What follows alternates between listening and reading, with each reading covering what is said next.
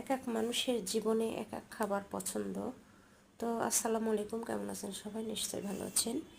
তো আজকে নতুন একটা ভিডিও শেয়ার করলাম উপকার হওয়ার জন্য। মনে হয় যারা নতুন বিশেষ করে বা পুরাতন যারা কাঁঠাল কাটার ভয়ে খেতে চান না, অথচ প্রিয় একটা খাবার, সেটা নিয়ে আজকে হাজির হয়েছি। কাঁচা কাঁঠালটা আসলে কেটে ট্যাপের পানি অথবা টিউবওয়েল পানি একদম ছেড়ে দিয়ে রাখতে হবে, যাতে আঠাগুলো উঠে যায়।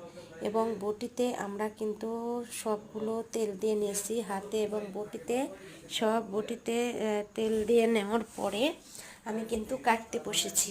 তো ওই যে আস্তে আস্তে সব ছিলে, তারপরে এই যে ঝুড়ি ঝুড়ি করে কাটছি।